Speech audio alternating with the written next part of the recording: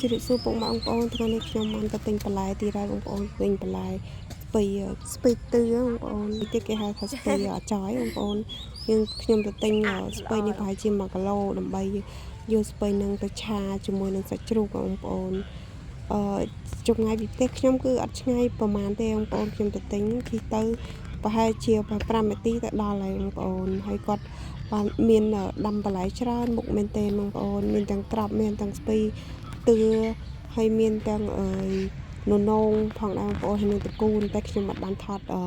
គ្រប់មុខចឹងណាបងប្អូនខ្ញុំថតបានស្ពៃដែលគាត់បានបេះមកហើយនឹងស្ពៃកញ្ញាញ់ផងដែរហើយផ្នែកខាងនោះគឺជាត្រប់វែងពេលមានវីដេអូបន្ទាប់ខ្ញុំនឹងបង្ហាញពីការបេះត្រប់វែងនឹងផងដែរហើយគាត់ចង់លក់ឲ្យតម្លៃវាថោកសមរម្យមែនទែនបងប្អូនមកបាច់តែ1000រៀលទេមកបាច់ហ្នឹងមើលទៅច្រើនគួរសមដែរបងប្អូនយើងអាចទិញទៅយកឆាដាក់ជាមួយប្រេងខ្យងអត់ដាក់សាច់ក៏ឆ្ងាញ់បងប្អូនជ្រក់ជាមួយអំបិលម្រេចឬក៏ទឹកត្រីកោះកុងក៏ឆ្ងាញ់ដែរបងប្អូនឲ្យតែយើងលាយគ្រឿងត្រូវបងប្អូនសម្រាប់បន្លែរបស់អ៊ំតែគាត់ប្រាប់ខ្ញុំបងប្អូនគាត់ថាគាត់អត់បានដាក់ជីគីមីទេគាត់ដាក់ថាជីមកកូនចិត្តទីគាត់ណាបងប្អូនអញ្ចឹងហើយបន្លែយើងបរិភោគទៅគឺមានសុវត្ថិភាពអត់មានខូចសុខភាពឬក៏ឈឺពោះឈឺពោះវៀនអីទេ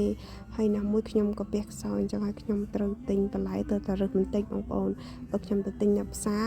ក៏ខ្ញុំអត់ខ្ញុំមើលបន្លែដែរខ្ញុំមើលដឹងបងប្អូនមើលបន្លែណាដែលរបស់នាំចូលគឺខ្ញុំអត់ទិញទេណាមួយសុខភាពយើងមិនសូវល្អអញ្ចឹងយើងហូបបន្លែតែរើសបន្តិចហើយបងប្អូនទៅខ្ញុំកាត់ពីទៅហើយសម្រាប់បន្លែស្ទើហ្នឹងបងប្អូនគឺ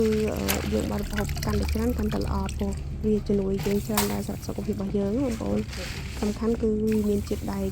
បន្តមកទៀតខ្ញុំកាត់ស្ពៃនឹងជាកង់ហើយលាងទឹកសម្រស់ទឹកឲ្យស្អាតលាងពី3ទឹកណាបងប្អូនកុំឲ្យមានដីមានកតិកទីធម្មតាយើងលាងឲ្យ3-4ទឹកទៅសម្រាប់ខ្ញុំលាងច្រើនទឹកដែរហើយខ្ញុំថតកាត់អញ្ចឹងណាហើយបន្ទាប់ពីយើងលាងហើយគឺយើងសម្រាប់វាឲ្យស្រស់ទឹកហើយទុកមួយឡែកបន្ទាប់មកទៀតខ្ញុំទៅហាន់សាច់ជ្រូកជាចំណិតតូចដើម្បីឆាជាមួយនឹងបងប្អូនបន្ទាប់មកទៀតពេលហាន់សាច់ជ្រូកហើយយើងដាក់ខ្ទះឲ្យក្តៅកូរខ្ទឹមហើយនឹងស្ករចូល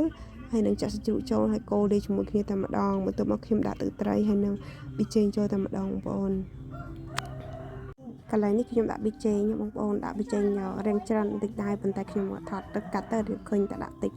យើងដាក់មកល្មមកកន្លះស្លាបព្រាបាយប៊ីចេងឬក៏បងប្អូនចង់ដាក់តិចក៏បានដែរបងប្អូនតាមចំណង់ចំណូលចិត្តបងប្អូនបន្ទាប់មកខ្ញុំដាក់ទឹកប្រេងខ្យងហើយមើលទៅ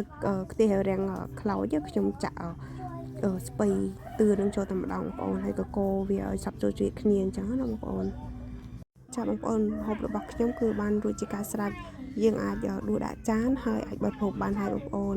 អរគុណបងប្អូនសម្រាប់ការទស្សនាសូមបងប្អូនកុំភ្លេចជួយចុច like និងជួយចុច subscribe ដល់វីដេអូរបស់នាងខ្ញុំផង